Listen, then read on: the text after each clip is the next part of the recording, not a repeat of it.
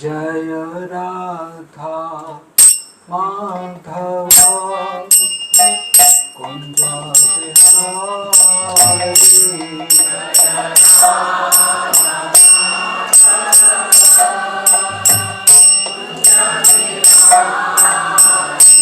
जय राधा माधव कुंज बिहारी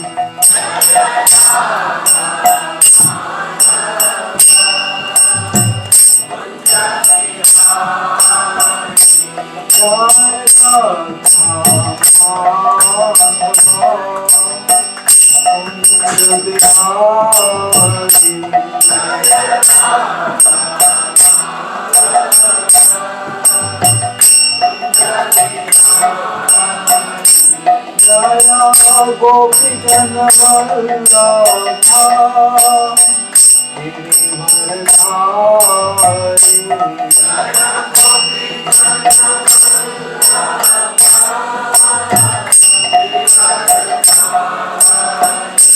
जय गोपी जन वल्लभा गिरिवरधारी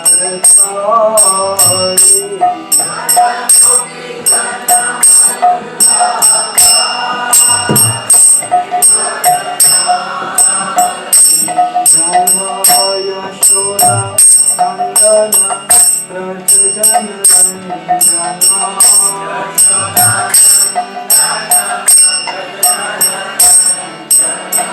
यशोदा नंदन व्रज जन रंजना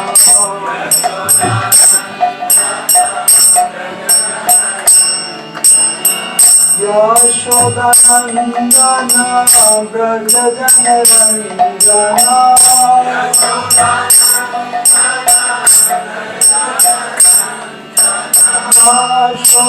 यशोदानंदन व्रज जन रंजना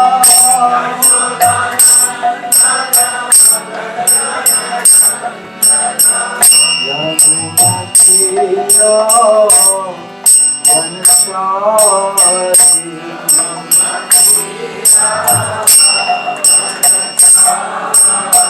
यमुना तीरा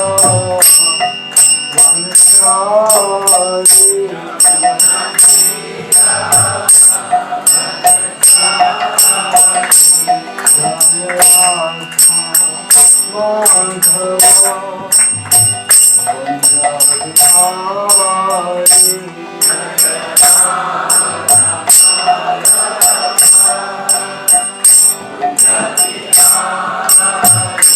जय राधा माधव कुंज बिहारी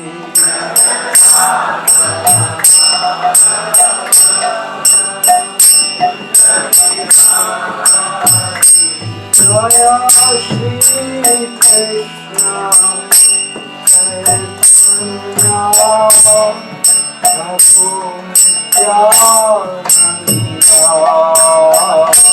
श्री अद्वैत गदाधर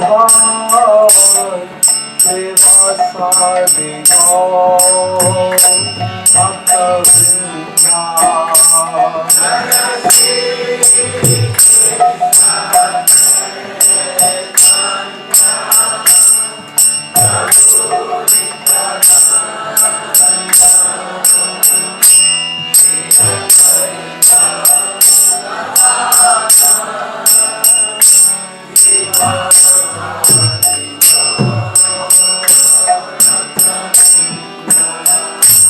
जय Shri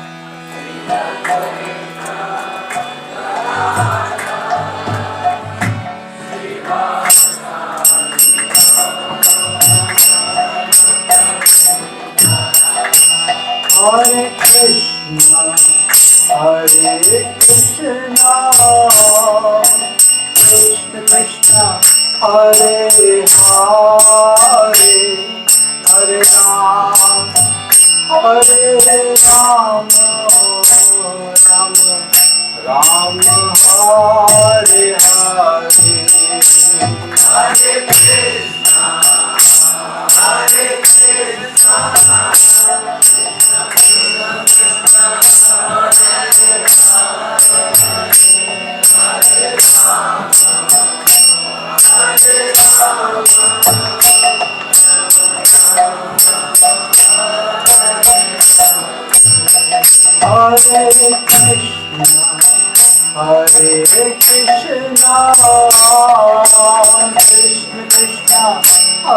Hare Hare Hare Ram Hare Ram Ram Ram Hare Hare Hare Krishna Hare Krishna Krishna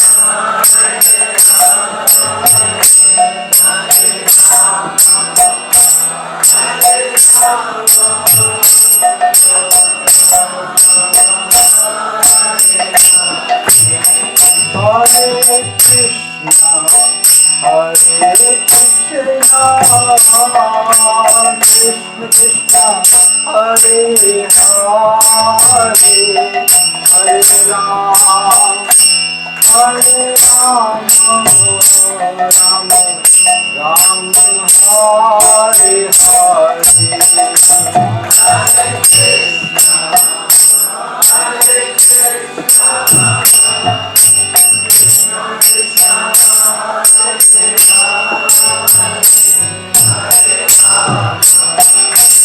Hare Ram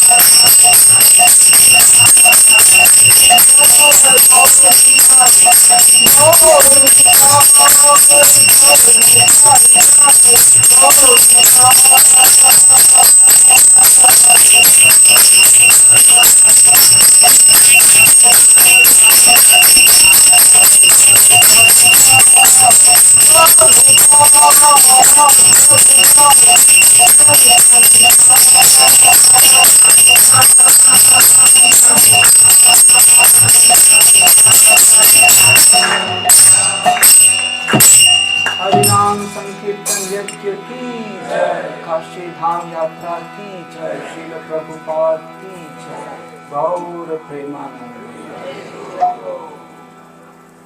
ओम अज्ञानतिमिरन्धस्य ज्ञानाञ्जन शलाकया चक्षुरुन्मीलितं येन तस्मै श्री गुरवे नमः। श्री चैतन्य मनोभीष्टं स्थापितं येन भूतले स्वयं रूप कदा मह्यं ददाति स्वपदान्तिकं वन्देऽहं श्रीगुरो श्रीयुतापदकमलं श्रीगुरून् वैष्णवांश्च श्रीरूपं साग्रजातं सहगणा रघुनाथान्वितं तं सजीवं साद्वैतं सावधूतं परिजनसहितं कृष्ण चैतन्य देवं श्रीराधा कृष्ण पादान् सहगणा ललिता श्रीविशाखान्वितांश्च हे कृष्णा करुणा सिन्धु दीनबन्धु जगत्पते गोपेशा गोपिका कान्त राधाकान्त नमोस्तुते तप्तकाञ्चन गौराङ्गी राधे वृन्दावनेश्वरी वृषभानुसुते देवी प्रणमामि हरिप्रिये वाञ्छाकल्पतरुभ्यश्च कृपा सिन्धुभ्य एव च पतितानां पावनेभ्यो वैष्णवेभ्यो नमो नमः। नमः ॐ विष्णुपादाय कृष्णप्रेष्ठाय भूतले श्रीमते भक्तिवेदान्त स्वामी इति नामिने। नमस्ते सरस्वते देवे गौरवाणी प्रचारिणे निर्विशेष शून्यवादी पाश्चात्य देशतारिणे मूकं करोति वाचालं पंगुं लङ्घयते गिरिं यत्कृपातमहं वन्दे श्रीगुरु दीनतारिणं। जय श्री कृष्ण चैतन्य प्रभु नित्यानंद श्री अद्वैत गदाधर श्रीवास आदि गौर भक्त वृंद। हरे कृष्णा कृष्णा कृष्णा हरे हरे हरे राम राम राम हरे हरे। हरे कृष्णा।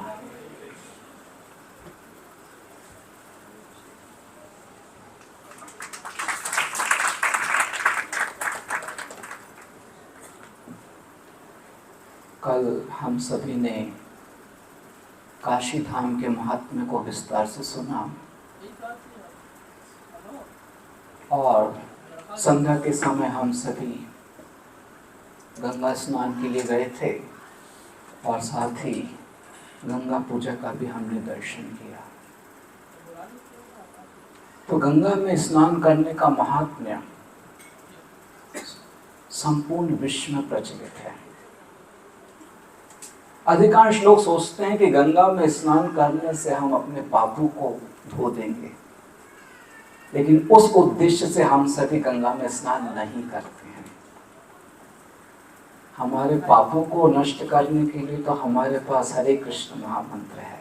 हरे कृष्णा कृष्णा कृष्णा हरे हरे, हरे राम राम राम हरे हरे।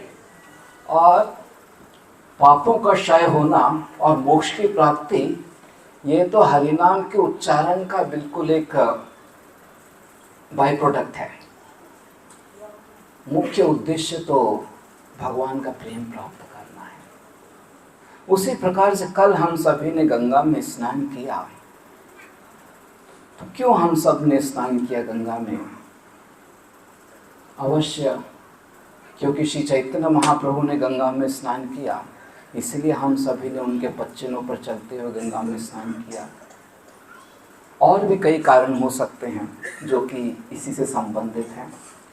तो मैं आप सभी से ही पूछना चाहूँगा कि क्यों हम गंगा में स्नान करते हैं? आपको मालूम है? सेकंड माइक है क्या? अच्छा, कोई पीछे देखा? हाथ उठाइए अगर बोलिए। क्यों हम गंगा में स्नान करते हैं? गंगा किनके चरणों से आती है?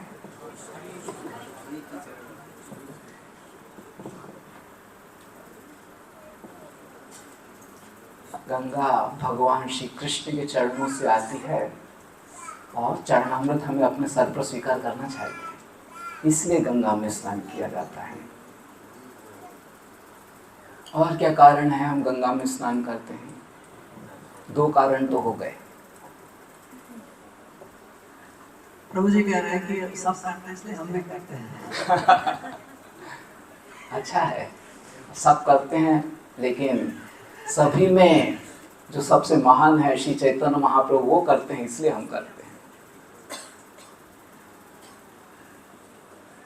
गंगा देवी स्वयं श्रीमती राधिका के प्रेम का ही विस्तार है।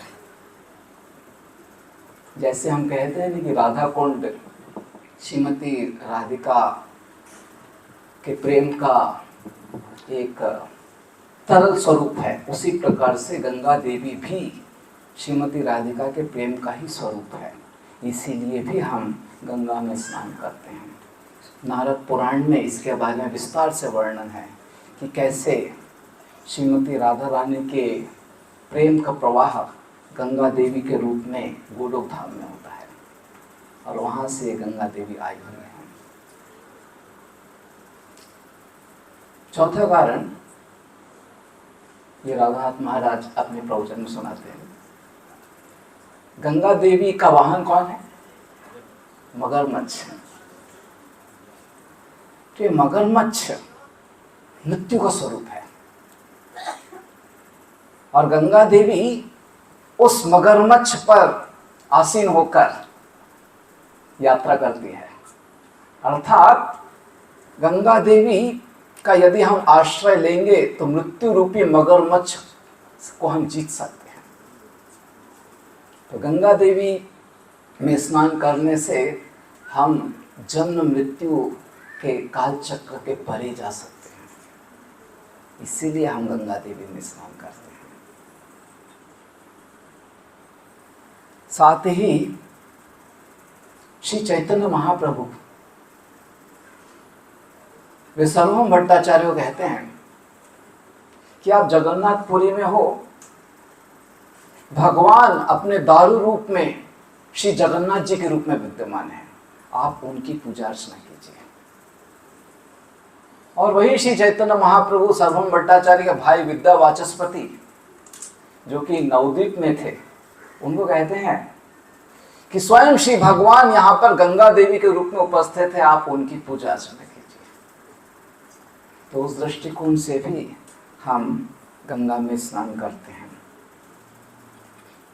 और एक और प्रमुख कारण यह है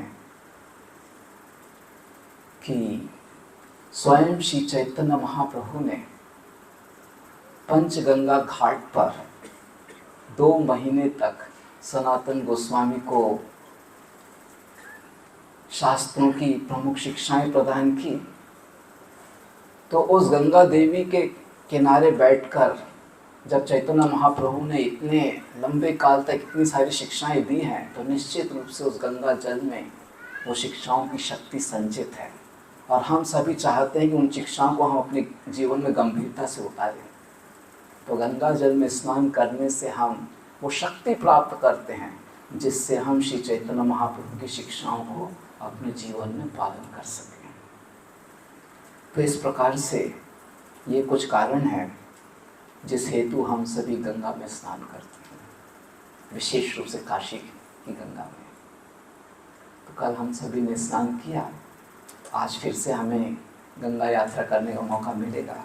तो इस प्रकार से हम प्रार्थना कर सकते हैं और ये आशा कर सकते हैं कि गंगा देवी की कृपा से हम सभी श्री चैतन्य महाप्रभु की शिक्षाओं को, श्री प्रभुपाद जी की शिक्षाओं को अपने जीवन में और अधिक गंभीरता से उतारें। आज हम काशी विश्वनाथ जी का दर्शन करने वाले हैं। काशी विश्वनाथ वे भी संपूर्ण विश्व में बहुत अधिक प्रसिद्ध हैं। संपूर्ण भारत में 12 ज्योतिर्लिंग का दर्शन करने का महात्म्य है और उसमें से काशी विश्वनाथ ये बहुत अधिक प्रसिद्ध है। तो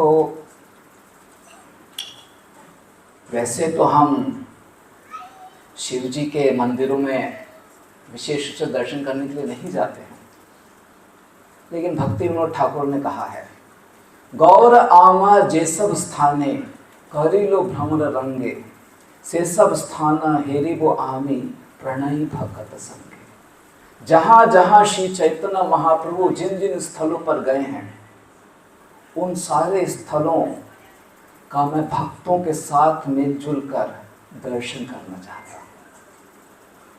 तो क्योंकि भक्ति विनोद ठाकुर ने इस प्रकार का हमें निर्देश दिया है कि जहाँ जहाँ श्री चैतन्य महाप्रभु गए हैं और श्री चैतन्य महाप्रभु काशी विश्वनाथ का दर्शन करते थे और घंटों घंटों उनके साथ या उनके समक्ष कीर्तन किया करते थे।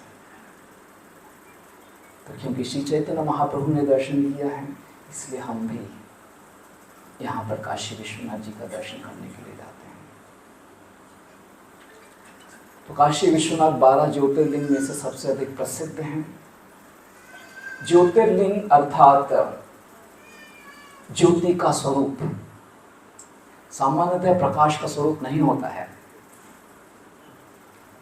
लेकिन ये कोई सामान्य प्रकाश नहीं है, दिव्य ज्योति है जो भगवान की आंखों से प्रकट हुई है। जब इस सृष्टि का निर्माण करना था तो भगवान ने अपनी आंखों से दृष्टिपात करके इस ज्योति को प्रकट किया और यह ज्योति शिव जी को दर्शाती है। तो जो हम शिवलिंग दर्शन करते हैं वो उस ज्योति का स्वरूप है, दिव्य ज्योति है और शिव जी का प्रतिनिधित्व करती है। तो इस आधार पर उसे ज्योतिर्लिंग कहा जाता है। और यहाँ पर ज्योतिर्लिंग का नाम विश्वनाथ है या विश्वेश्वर है। तो भगवान के ऐसे नाम होते हैं, जैसे आप जगन्नाथपुरी के पास जब हम भुवनेश्वर जाते हैं तो वहाँ शिव जी का नाम भुवनेश्वर है, यहाँ पर शिव जी का नाम विश्वेश्वर है। नाम मिलता जुलता है। भुवनेश्वर अर्थात सारे भुवनों के ईश्वर या विश्वेश्वर अर्थात संपूर्ण विश्व के ईश्वर। लेकिन हम जानते हैं कि संपूर्ण विश्व के ईश्वर या संपूर्ण भवन के ईश्वर या संपूर्ण जगत के ईश्वर जगन्नाथ जी हैं। लेकिन क्योंकि शिव जी भगवान के महान सेवक हैं और भगवान के ही गुण अवतार भी हैं, उस आधार पर भगवान की सर्वशक्ति शिव जी को भी प्राप्त है। अतः भगवान की सेवा में शिव जी भी विश्वेश्वर या भुवनेश्वर की भूमिका निभाते हैं। तो श्रीमद् भागवतम में विशेष रूप से जब समुद्र मंथन का प्रसंग आता है तो स्वयं भगवान सारे देवी देवताओं को लेकर, जब समुद्र मंथन के समय बहुत सारा विष निकल आता है, तो स्वयं भगवान सारे देवी देवताओं को लेकर शिव जी की आराधना करते हैं और उन प्रार्थनाओं में आप पढ़ोगे तो ऐसा प्रतीत होता है कि शिव जी ही भगवान है, स्वयं भगवान ऐसी प्रार्थना करता है कि शिव जी ही सर्वश्रेष्ठ हैं और उनका ही आश्रय से ही संपूर्ण सृष्टि की रक्षा हो सकती है। तो इस प्रकार से स्वयं भगवान शिव जी को इतना अधिक सम्मान प्रदान करते हैं। तो उस आधार पर यहाँ पर शिव जी को विश्वेश्वर के नाम से या जगन्नाथपुरी के पास भुवनेश्वर के नाम से पुकारा जाता है। एक और प्रसंग आप बता सकते हैं जहाँ पर स्वयं भगवान ने शिव जी की आराधना की? प्रसिद्ध है रामेश्वर में। तो वहाँ तो श्री राम के ईश्वर, यहाँ तो ठीक है जगत के ईश्वर कहा गया, लेकिन भगवान के ही ईश्वर, इस प्रकार से शिव जी को बहुत अधिक सम्मान दिया जाता है। तो ये जो विश्वनाथ जी का मंदिर है बहुत ही प्रसिद्ध मंदिर है। स्वयं श्री चैतन्य महाप्रभु ने इनका दर्शन किया प्रतिदिन 2 महीने तक, और नित्यानंद प्रभु भी जब अपने तीर्थ यात्रा में आए थे उन्होंने इनका दर्शन किया। शंकराचार्य उन्होंने इनका दर्शन किया। तुलसीदास, गुरु नानक और अन्य जितने संप्रदाय के संत महात्मा हैं उन्होंने भी काशी विश्वनाथ जी का दर्शन किया। और स्वयं भक्ति सिद्धांत सरस्वती अपनी संपूर्ण दक्षिण भारत की यात्रा कर और वृंदावन की यात्रा कर जहाँ जहाँ श्री चैतन्य महाप्रभु गए हैं उन सारे तीर्थ स्थलों पर श्री चैतन्य महाप्रभु के चरण चिन्ह उन्होंने स्थापित किए हैं। तो काशी विश्वनाथ मंदिर में भी उन्होंने श्री चैतन्य महाप्रभु के चरण चिन्ह स्थापित किए हैं। मुझे मालूम नहीं कहाँ स्थापित किए तो देखने को मिलेगा या नहीं, लेकिन हम प्रयास कर सकते हैं अगर वहाँ पर है देखने के लिए। तो इस प्रकार से ये स्थान भी बहुत अधिक महत्वपूर्ण है। तो शिव जी वैष्णवानाम यथाशम, अर्थात सारे वैष्णव में सर्वश्रेष्ठ हैं। और हम सभी हर दिन शिव जी की आराधना करते हैं।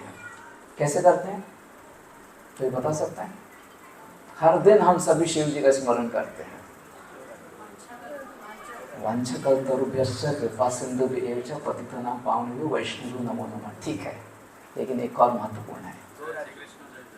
हाँ, जय श्री कृष्ण चैतन्य प्रभु नित्यानंदा श्री अद्वैत गदाधर शिवासादि गौर भक्तवृंद। तो ये अद्वैत आचार्य कौन है? स्वयं शिव जी हैं, जो अद्वैत आचार्य के रूप में उपस्थित होकर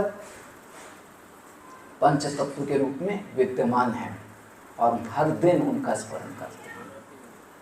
गौर आरती जब हम संध्या के समय गाते हैं तो उसमें अंतिम पंक्ति है,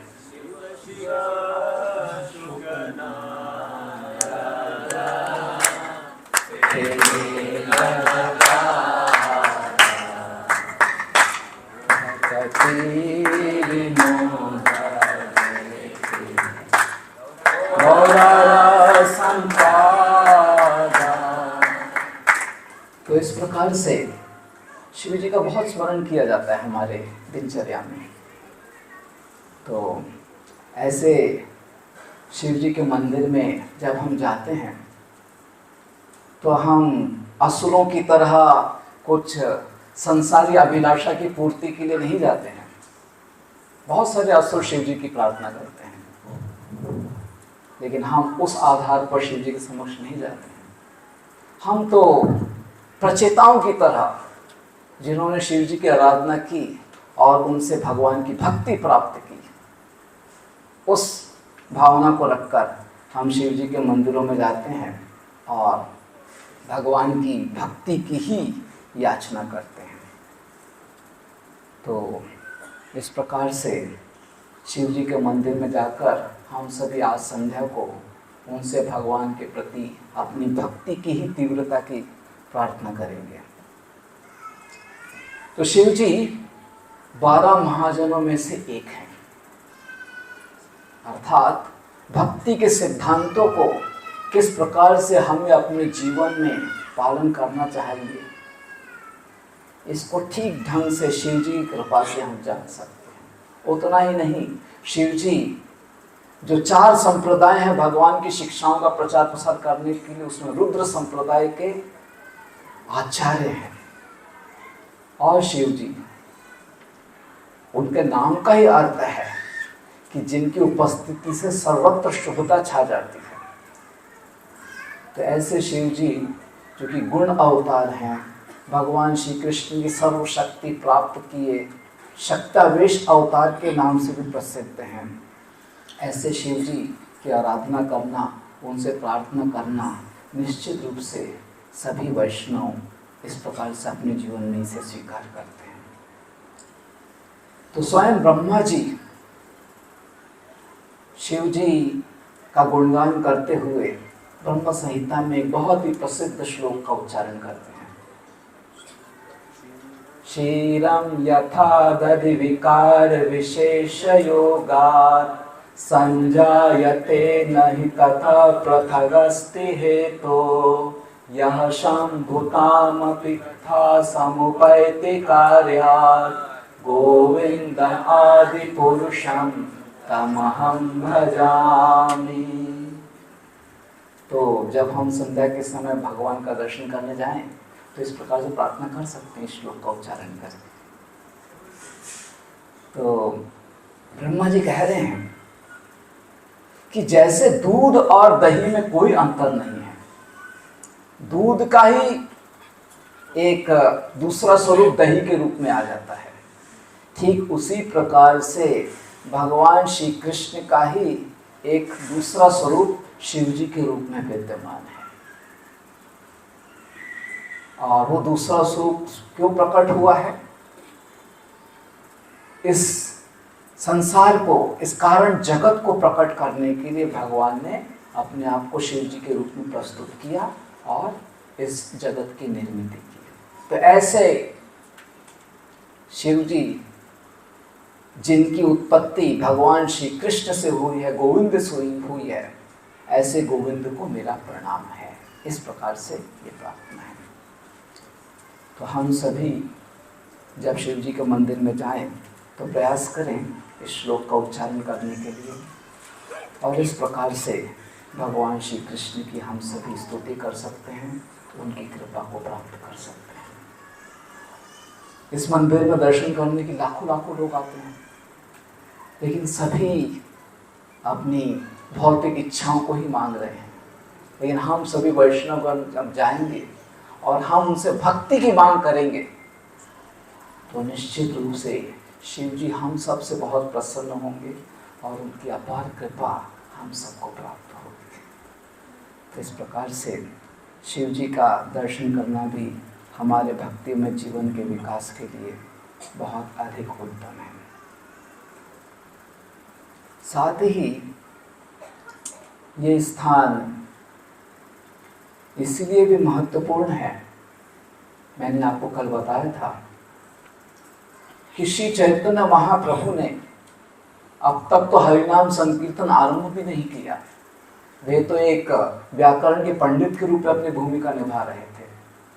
अब तक किसी अन्य तीर्थ स्थल में गए भी नहीं हैं, लेकिन सबसे पहला तीर्थ स्थल जो उन्होंने स्मरण किया वो है काशी, और तपन मिश्रा को कहीं और न जाकर कहा कि आप काशी में जाओ। तो उस दृष्टिकोण से यह तीर्थ स्थल बहुत ही अधिक महत्वपूर्ण है, जहाँ पर आने के लिए श्री चैतन्य महाप्रभु ने अपना पहला निर्देश प्रदान किया है। तो जब तपन मिश्रा श्री चैतन्य महाप्रभु के इस निर्देश को स्वीकार कर काशी में आए तो उस समय यहाँ पर कोई भक्त नहीं थे, सिर्फ एक ही भक्त थे, चंद्रशेखर आचार्य। तो तपन मिश्रा बस उनका साथ लेकर अपना जीवन यहाँ पर बिता रहे थे और प्रतीक्षा कर रहे थे कि कब श्री चैतन्य महाप्रभु काशी आएंगे। उनको कुछ मालूम नहीं था कि कब आने वाले हैं, कैसे आने वाले हैं, किस अवस्था में आने वाले हैं, लेकिन तपन मिश्रा को दृढ़ विश्वास था कि भगवान आएंगे। तो जब श्री चैतन्य महाप्रभु काशी पूर्व बंगाल में तपन मिश्रा को निर्देश देकर नवद्वीप में आ गए, और उसके पश्चात उस समय महाप्रभु की आयु 17 वर्ष से भी कम थी। कुछ समय श्री चैतन्य महाप्रभु ने नवद्वीप में बिताया, हरिनाम संकीर्तन आरंभ किया, और जब नवद्वीप के कुछ पंडितों ने श्री चैतन्य महाप्रभु के इस हरिनाम संकीर्तन की सराहना ठीक से नहीं की, तब श्री चैतन्य महाप्रभु ने इन सारे पंडितों को भी, इन सारे ब्राह्मण पंडितों को भी हरिनाम की शिक्षा प्रदान करने के लिए निश्चय किया कि वे संन्यास स्वीकार करेंगे। और तब कटवा में जाकर 24 वर्ष की आयु में उन्होंने संन्यास स्वीकार किया, और फिर सची माता के निवेदन पर वे जगन्नाथपुरी में अपना निवास स्थित करते हैं, और वहाँ से वे 2 वर्ष के लिए दक्षिण भारत की यात्रा के लिए जाते हैं। और दक्षिण भारत की यात्रा से आने के पश्चात पुनः वैष्णव से अनुमति लेकर अब श्री चैतन्य महाप्रभु बलभद्र भट्टाचार्य के साथ अपनी वृंदावन यात्रा के लिए आगे बढ़ते हैं। झारखंड वन से होते हुए श्री चैतन्य महाप्रभु कृष्ण प्रेम में आप्लावित नाचते हुए गाते हुए वृंदावन की ओर जाते हैं। और जब वे वृंदावन की ओर जाते हैं तो वाराणसी से होकर जाते हैं, लेकिन उस समय श्री चैतन्य महाप्रभु जाते थे संध्या के समय, जहाँ भी पहुँचे वहाँ रुकते थे और फिर अगले दिन आगे बढ़ जाते थे। तो यहाँ भी ऐसा ही हुआ। श्री चैतन्य महाप्रभु एक रात्रि के लिए चंद्रशेखर आचार्य के घर पर रुके, तपन मिश्रा के घर पर प्रसाद स्वीकार किया, और फिर अगले दिन वृंदावन की ओर बढ़ चले। लेकिन काशी में श्री चैतन्य महाप्रभु ने उस दिन बहुत सारे उपस्थित जो भी लोग थे उनके साथ हरिनाम संकीर्तन किया, और इस प्रकार से कोई सुनहरा व्यक्ति जिसके लंबे लंबे हाथ हैं, जो कि अद्वितीय सुंदरता धारण करता है, उनके हरिनाम संकीर्तन से मोहित होकर संपूर्ण काशी के लोग श्री चैतन्य महाप्रभु के बारे में बातें कर रहे थे। और इसकी सूचना प्रकाशानंद सरस्वती को भी प्राप्त हुई,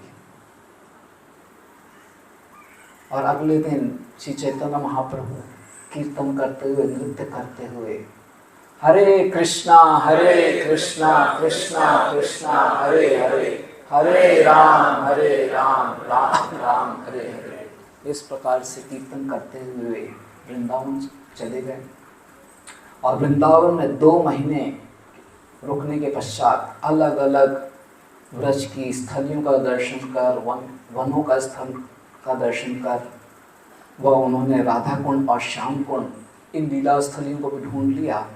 और उसके पश्चात श्री चैतन्य महाप्रभु बलभद्र भट्टाचार्य के आग्रह पर निश्चय करते हैं कि वे वृंदावन से प्रस्थान करेंगे। तो वृंदावन से कुरुक्षेत्र जाते हैं, और फिर कुरुक्षेत्र से वापस पुनः काशी आते हैं, और वे चंद्रशेखर आचार्य के घर पर रुकते हैं, और तपन मिश्रा के घर पर प्रसाद स्वीकार करते हैं। तो तपन मिश्रा का घर भी काशी में है, और जिस स्थान पर है वो स्थान भी है आज, जहाँ पर राधा कृष्ण के सुंदर विग्रह हैं जिनकी आराधना की जाती है। तो जब चैतन्य महाप्रभु करीब 12 वर्षों के पश्चात तपन मिश्रा से मिले थे पूर्व बंगाल में, और उसके पश्चात 12 वर्षों के पश्चात श्री चैतन्य महाप्रभु काशी आए थे, तो तपन मिश्रा का एक छोटा बालक था। करीब 8 वर्ष का होगा वो बालक। उन बालक का नाम है रघुनाथ भट्टाचार्य। तो संभवतः रघुनाथ का जन्म काशी में ही हुआ है। तो उस दृष्टिकोण से भी काशी बहुत ही महत्वपूर्ण जन्म तीर्थ स्थल है, जहाँ पर रघुनाथ भट्ट गोस्वामी का जन्म हुआ है। और वो स्थान भी देखा जा सकता है, तपन मिश्रा का घर, जहाँ पर रघुनाथ भट्ट गोस्वामी का जन्म हुआ। तो जब चैतन्य महाप्रभु काशी आए तो रघुनाथ भट्ट की आयु करीब 8-9 वर्ष की होगी। और ये रघुनाथ भट्ट गोस्वामी चैतन्य महाप्रभु की बहुत प्रेम से सेवा करने लगे। चैतन्य महाप्रभु हर दिन तपन मिश्रा के घर पर भोजन करने के लिए आ रहे थे। और स्वयं रघुनाथ भट्ट चैतन्य महाप्रभु के भोजन की जो थाली थी उसको साफ किया करते थे। चैतन्य महाप्रभु हर दिन काशी में कीर्तन किया करते थे, नृत्य किया करते थे, घंटों घंटों नृत्य किया करते थे।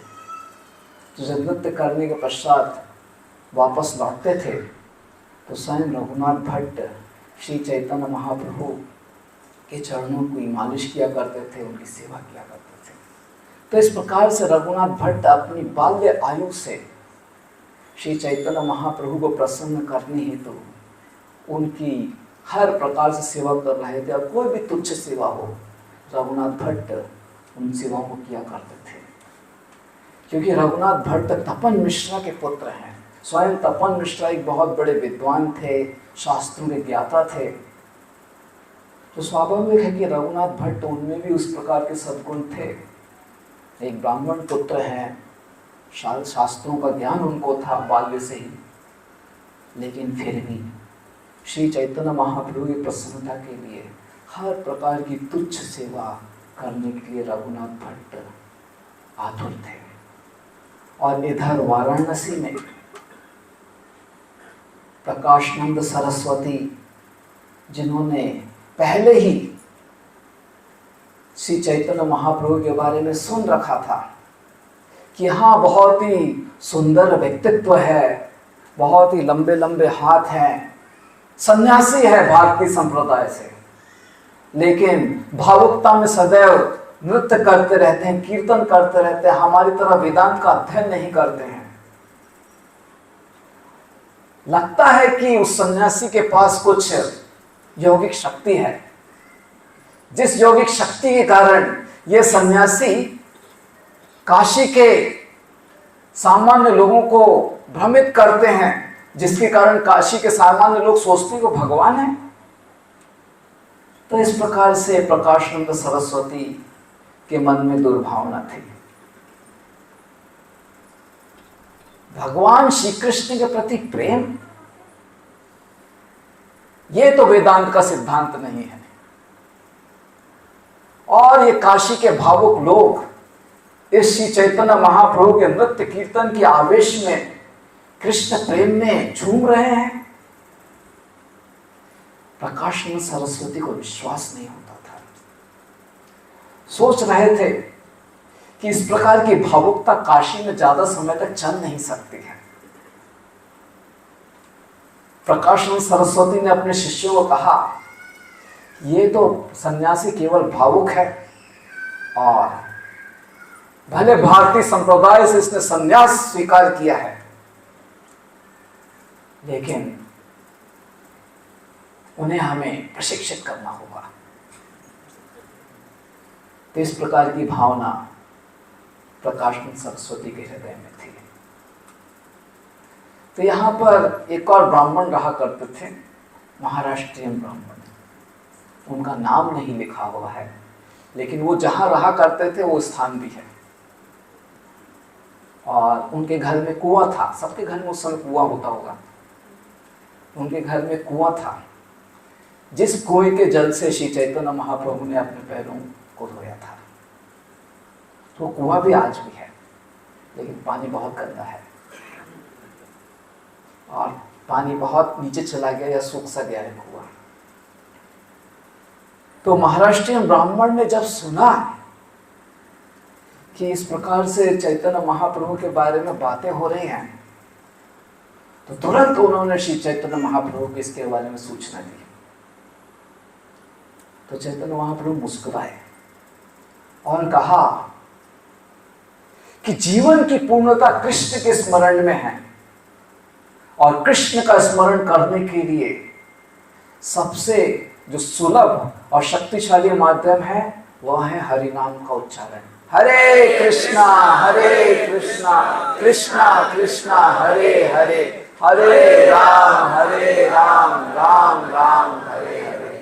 और इस प्रकार से श्री चैतन्य महाप्रभु पुनः महाराष्ट्रीयन ब्राह्मण और उपस्थित सभी लोगों के साथ बहुत कीर्तन करने लगे। तो इस प्रकार से श्री चैतन्य महाप्रभु कीर्तन करते थे और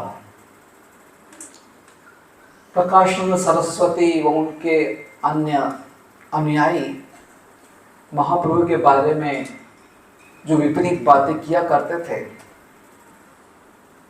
वो चंद्रशेखर आचार्य महाराष्ट्रीयन ब्राह्मण, इनको ठीक नहीं लग रहा था। तो एक दिन महाराष्ट्रीयन ब्राह्मण ने निश्चय किया कि वे सभी सन्यासियों को बुलाएंगे, प्रकाशानंद सरस्वती और उनके सारे अनुयायियों को बुलाएंगे, और साथ ही श्री चैतन्य महाप्रभु को भी प्रसाद के लिए आमंत्रित करेंगे। तो सामान्यतः श्री चैतन्य महाप्रभु कभी इस प्रकार से जो मायावादी लोग हैं उनसे मिलना पसंद नहीं करते थे। चैतन्य चरितामृत में तो स्पष्ट रूप से लिखा गया है, मायावादी भाष्य सुन ले है सर्वनाश। और मुकुंद जो कि श्री चैतन्य महाप्रभु के महान पार्षद हैं, वो अपनी वैष्णवतावश या अपने सद्व्यवहार के आधार पर मायावादियों से भी मिलते थे। तो श्री चैतन्य महाप्रभु उनके प्रति नाराज होते थे। तो श्री चैतन्य महाप्रभु कभी ऐसे मायावादियों से मिलना पसंद नहीं करते थे। बल्कि जब एक समय अद्वैत आचार्य श्री चैतन्य महाप्रभु की कृपा को प्राप्त करना चाहते थे, तो अद्वैत आचार्य ने मायावाद का प्रवचन देना शुरू किया, और इसकी सूचना चैतन्य महाप्रभु को प्राप्त हुई। चैतन्य महाप्रभु इतने क्रोधित हो गए कि जो सदैव अद्वैत आचार्य के चरणों को छूते थे, चैतन्य महाप्रभु अपने क्रोधित मुद्रा में नवद्वीप से चलते चलते शांतिपुर गए, और अद्वैत आचार्य चैतन्य महाप्रभु आते देख और उत्साह से जोरों से मायावाद का प्रवचन करने लगते, और चैतन्य महाप्रभु उनकी पिटाई करते। तो इतना अधिक चैतन्य महाप्रभु मायावाद के विरोध में थे, कभी मिलते नहीं थे। तो कैसे चैतन्य महाप्रभु और प्रकाशानंद सरस्वती की भेंट हो, कैसे प्रकाशानंद सरस्वती का हृदय परिवर्तित हो? तो महाराष्ट्रीयन ब्राह्मण ने बहुत बड़ी भूमिका निभाई। उन्होंने प्रकाशानंद सरस्वती उनके सारे शिष्यों को भी आमंत्रित किया, और साथ ही श्री चैतन्य महाप्रभु को भी प्रसाद के लिए घर पर आमंत्रित किया। तो इस प्रकार से श्री चैतन्य महाप्रभु चंद्रशेखर आचार्य के घर से, जो कि ज़्यादा दूर नहीं है, मैंने ढूंढने का प्रयास किया, मुझे मिला नहीं अभी तक, लेकिन पास ही होगा ऐसी आशा है। तो चंद्रशेखर आचार्य, चैतन्य महाप्रभु चंद्रशेखर आचार्य के घर से नृत्य करते हुए, कीर्तन करते हुए बलभद्र भट्टाचार्य के साथ महाराष्ट्रीयन ब्राह्मण के निवास स्थान पर पहुंचे, और वो जो कुआं था उस कुएं के जल से अपने पैरों को धोया और वहीं पर बैठ गए। और वहां पर बैठ गए और अपने शरीर से दिव्य ब्रह्म तेज को प्रकाशित करने लगे। अभी ये सारे मायावादी सन्यासी, प्रकाशानंद सरस्वती व अन्य उनके शिष्य, उन सबके जीवन का लक्ष्य ही यही है कि हमें ब्रह्म तेज में विलीन होना है, और वो ब्रह्म तेज श्री चैतन्य महाप्रभु के शरीर से आलोकित हो रहा था। तो प्रकाशानंद सरस्वती चैतन्य महाप्रभु को देखकर बहुत अधिक आकर्षित हो गए, क्योंकि ऐसा दिव्य तेज जो उनके जीवन का लक्ष्य है, कभी उन्होंने इसका अनुभव नहीं किया था और आज सामने अनुभव हो रहा है, तो बहुत अधिक आकर्षित हो गए प्रकाशानंद सरस्वती चैतन्य महाप्रभु के प्रति। और तुरंत प्रकाशानंद सरस्वती वो ऊंचे आसन पर बैठे हुए थे, अपने ऊंचे आसन से उठे प्रकाशानंद सरस्वती और चैतन्य महाप्रभु का हाथ पकड़कर उन्होंने बोला कि आप सन्यासी हो, आप इस प्रकार से तुच्छ स्थल पर कैसे बैठ सकते हैं, हमारे साथ बैठिए। चैतन्य महाप्रभु ने कहा, मैं तो एक बहुत ही तुच्छ सन्यासी हूँ, मुझे आपकी तरह वेदांत का भी ज्ञान नहीं है, मैं तो बस हरिनाम कीर्तन करता हूँ, नृत्य करता हूँ, तो मैं आप सभी के समक्ष कैसे बैठ सकता हूँ। तो इस प्रकार से जब श्री चैतन्य महाप्रभु ने बड़ी विनम्रता से प्रकाशानंद सरस्वती के समक्ष ये शब्द कहे, तो कृष्णदास कविराज कहते हैं कि विनम्रता ये इतना शक्तिशाली गुण है कि उससे किसी का भी हृदय पिघल सकता है। और प्रकाशानंद सरस्वती ने जब श्री चैतन्य महाप्रभु के मुख से ऐसे विनम्र शब्द सुने, तो प्रकाशानंद सरस्वती का भी हृदय पिघल गया और उन्होंने हाथ से पकड़कर श्री चैतन्य महाप्रभु को बुलाया और अपने बीच आसन प्रदान किया। और इस प्रकार से प्रकाशानंद सरस्वती ने प्रथम बार श्री चैतन्य महाप्रभु की सराहना की और उनकी सेवा की। तो जब इस प्रकार से हम किसी के प्रति सराहना रखते हैं, उनकी सेवा करते हैं, विशेष रूप से वैष्णव की या भगवान की, तो भक्ति का बीज अंदर चला जाता है। सेवा के द्वारा हम भक्ति का बीज स्वीकार करते हैं। तो प्रकाशानंद सरस्वती के हृदय में महाप्रभु के प्रति सराहना, उनकी सेवा, निश्चित रूप से भक्ति का बीज अब अंदर चला गया था। और उसके पश्चात प्रकाशानंद सरस्वती महाप्रभु से कुछ प्रश्न पूछते हैं कि आप तो भारतीय संप्रदाय के सन्यासी हो, लेकिन आप हमारी तरह वेदांत का अध्ययन क्यों नहीं करते हो। और श्री चैतन्य महाप्रभु ने महाराष्ट्रीयन ब्राह्मण के घर पर बहुत ही विनम्रता पूर्वक व्यासदेव की शिक्षाओं के आधार पर और साथ ही अपने गुरु ईश्वर पुरी के मार्गदर्शन के आधार पर सारा संदेश प्रकाशानंद सरस्वती को कह सुनाया।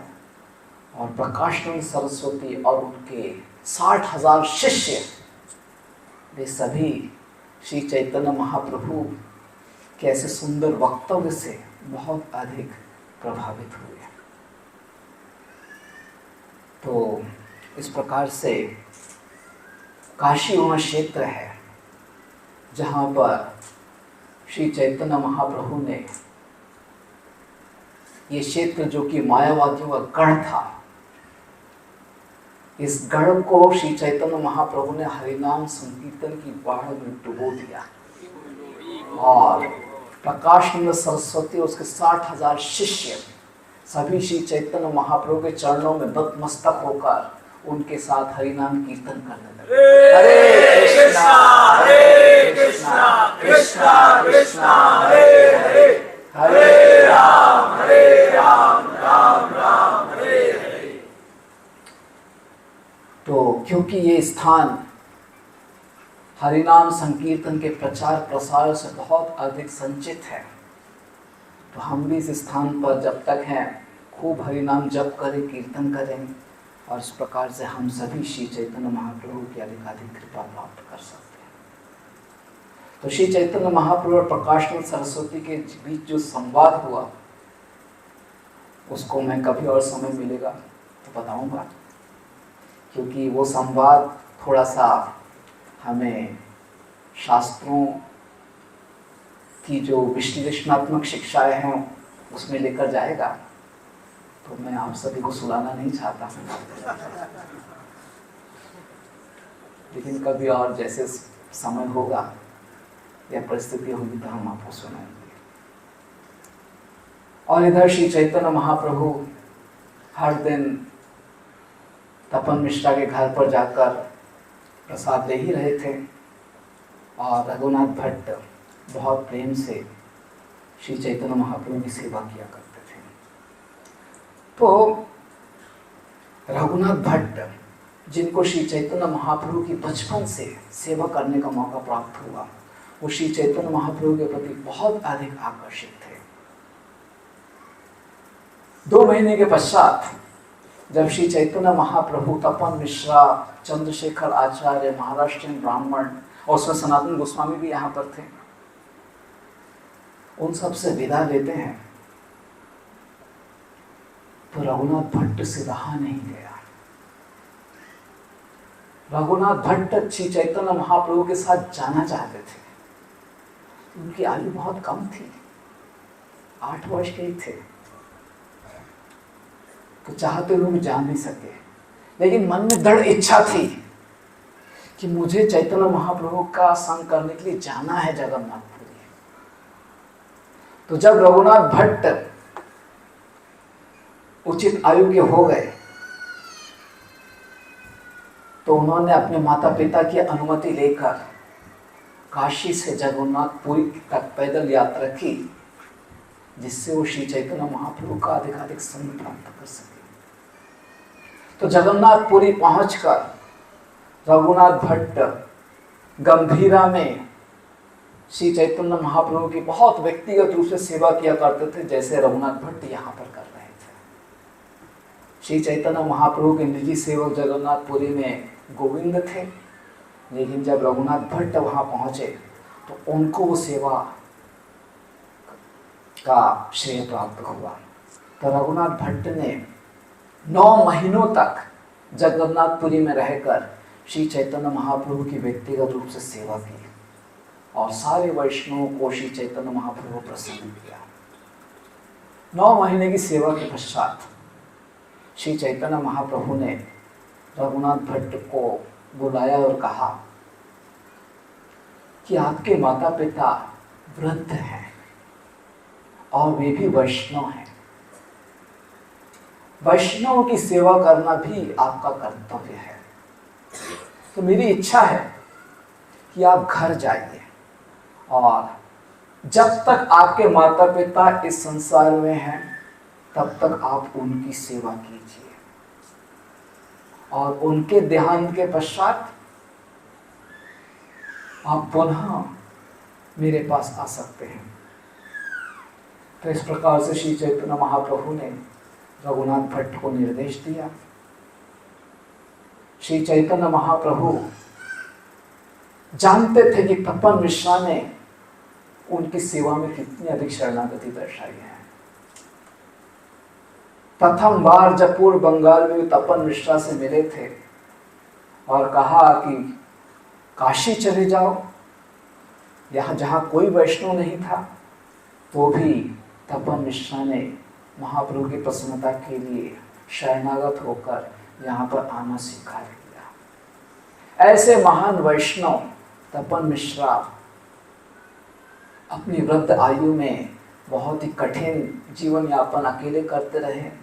ये श्री चैतन्य महाप्रभु को प्रिय नहीं था। तो तपन मिश्रा जिस प्रकार से वैष्णव सदैव भगवान का स्मरण करते हैं, भगवान की सेवा के लिए आतुर रहते हैं, उसी प्रकार से भगवान भी सदैव वैष्णव की सेवा के लिए, वैष्णव की प्रसन्नता के लिए आतुर रहते हैं। और ऐसे महान वैष्णव तपन मिश्रा की वृद्ध आयु में सहायता करने के लिए उन्होंने रघुनाथ भट्ट को वापस भेज दिया, जिससे तपन मिश्रा अपना वृद्ध काल भगवान श्री कृष्ण के स्मरण में आसानी से बिताकर अपने जीवन की पूर्णता को प्राप्त करें। तो इस प्रकार से भगवान वैष्णव का स्मरण करते हैं, वैष्णव के प्रति उनकी सेवा भावना होती है। तो इस प्रकार से स्थल बहुत ही महत्वपूर्ण है। साथ ही यहाँ पर जैसा कि बताया ही गया है कि रूप और सनातन को श्री चैतन्य महाप्रभु ने शिक्षाएं प्रदान की। तो तपन मिश्र किस प्रकार से काशी आए उसका विस्तारित वर्णन मैंने आपके समक्ष प्रस्तुत किया।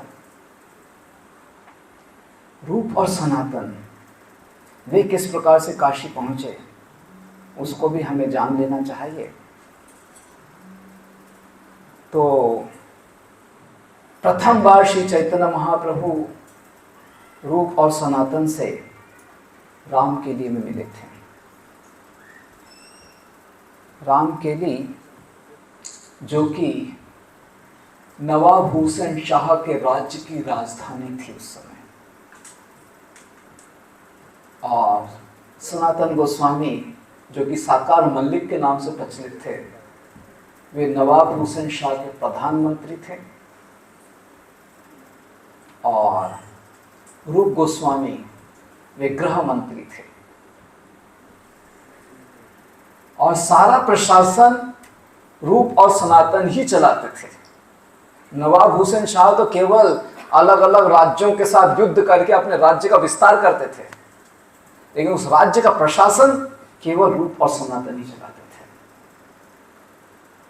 तो जब श्री चैतन्य महाप्रभु रामकेली पहुंचे, जो कि नवाब हुसैन शाह के राज्य की राजधानी है, जहां पर स्वयं नवाब हुसैन शाह रहते हैं, ऐसे क्षेत्र में हरिनाम कीर्तन करना आसान नहीं है। सब भगवान का नाम का उच्चारण करने से भी डरते थे। लेकिन श्री चैतन्य महाप्रभु जब अपनी यात्रा में रामकेली पहुंचे, तो उनके सुंदर स्वरूप, उनके कीर्तन से आकर्षित होकर लाखों लोग श्री चैतन्य महाप्रभु के साथ कीर्तन करते हुए रामकेली पहुंचे थे।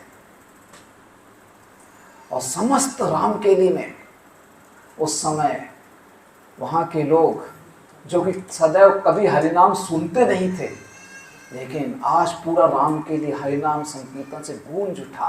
हरे कृष्णा कृष्णा कृष्णा हरे हरे, हरे राम राम राम हरे हरे। और रूप और सनातन इनको भी इसकी सूचना प्राप्त हुई, और संध्या के समय छिपकर रूप, सनातन और उनके एक और चचेरे भाई थे अनुपम, वे तीनों संध्या के समय छिपकर चैतन्य महाप्रभु से भेंट करते हैं और उनको दंडवत प्रणाम कर उनके प्रति शरणागत होते हैं। उस भेंट में श्री चैतन्य महाप्रभु ने उन्हें कहा था कि आप जल्दी ही वृंदावन जाइए। तो जब श्री चैतन्य महाप्रभु के, और उस भेंट में श्री चैतन्य महाप्रभु ने उन्हें दीक्षा भी प्रदान की थी, जिसके बाद वे रूप और सनातन के नाम से प्रसिद्ध हुए। तो श्री चैतन्य महाप्रभु का निर्देश प्राप्त कर रूप, सनातन और अनुपम, उन्होंने निश्चय किया कि वे जल्दी ही अपने सरकारी नौकरी को छोड़ देंगे और वृंदावन जाना चाहेंगे। लेकिन इसको कैसे करें, इसके बारे में कुछ उन्हें मालूम नहीं था। तो उन्होंने 2 ब्राह्मणों को नियुक्त किया जो यज्ञ कर रहे थे दिन रात। यज्ञ का प्रयोजन क्या था? यज्ञ का प्रयोजन यह था कि रूप और सनातन सरकारी नौकरी से मुक्त हो, जिससे वो लोग वृंदावन जा सके। ये उनके यज्ञ का प्रयोजन था। हम लोग भी यज्ञ करते हैं, संसार के लोग, लेकिन यज्ञ का प्रयोजन होता है कि हमारी संसारी समृद्धि बढ़े। लेकिन रूप और सनातन का यज्ञ का प्रयोजन था कि संसारी समृद्धि नष्ट हो, नहीं चाहिए सरकारी नौकरी, और वे वृंदावन जाना चाहते थे। तो वृंदावन जाने के लिए उन्हें यज्ञ करना पड़ा। तो टिकट खरीद के वृंदावन नहीं जाना होता है, बहुत कुछ करना पड़ता है। तो इस प्रकार से यज्ञ ये दोनों ब्राह्मण कर रहे थे। और जब रूप गोस्वामी ने पहचाना कि अब उचित समय है, नवाब हुसैन शाह राज्य में नहीं है और प्रशासन सब ठीक से चल रहा है, तो वे अपने प्रशासन की जिम्मेदारी को छोड़ सकते हैं। और मौका प्राप्त करके रूप गोस्वामी और अनुपम उन्होंने निश्चय कर लिया कि वे अब वृंदावन की यात्रा करेंगे। उन्होंने सनातन गोस्वामी को भी आने के लिए कहा, लेकिन सनातन गोस्वामी ने कहा कि मेरा भी आपके साथ जाना निश्चित रूप से राज्य के प्रशासन में बहुत अधिक बाधा बन जाएगा, तो आप जाइए और मैं फिर बाद में उचित समय पर आता हूं। तो इस प्रकार से रूप और अनुपम वे वृंदावन की यात्रा के लिए निकल पड़े और सनातन गोस्वामी अभी भी प्रधानमंत्री की भूमिका निभा रहे थे। तो जब रूप और अनुपम वृंदावन की यात्रा के लिए जाना चाहते थे तो उनके पास बहुत सारा धन था। तो वो धन सब, क्योंकि जा रहे हैं तो धन को बांट देना चाहिए, धन लेकर वृंदावन नहीं जाते हैं। हमारी यात्रा अलग है। तो रूप गोस्वामी ने, क्योंकि वे गृह मंत्री थे, बहुत सारा धन था उनके पास, तो बहुत सारी नौका भरकर सोने के सिक्कों का धन था, इतना सारा धन था। तो उन्होंने जो भी धन था उसका आधा हिस्सा ब्राह्मणों और वैष्णवों को बांट दिया, जिससे वैष्णव शिक्षा का प्रचार प्रसार हो सके और उनकी सेवा अर्चना पूजा अर्चना सब कुछ अच्छे से हो सके। तो आधा हिस्सा वैष्णव सेवा में, भगवत सेवा में, और जो आधा बचा उसका 1/4 उन्होंने अपने परिवार के सदस्यों को सौंप दिया।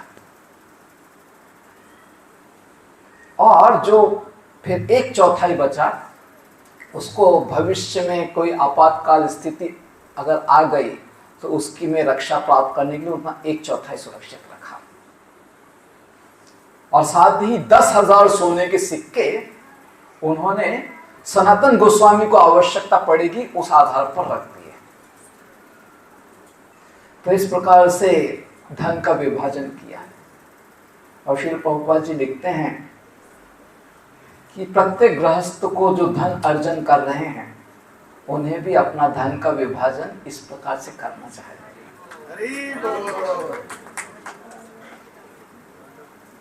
तो श्री प्रभुपाद जी का निर्देश तो स्पष्ट है। और श्री प्रभुपाद जी ऐसा नहीं कि सिर्फ ये एक बार इस प्रसंग में बोला, कई बार श्री प्रभुपाद जी बोलते थे कि आधा वैष्णव सेवा में दे दो।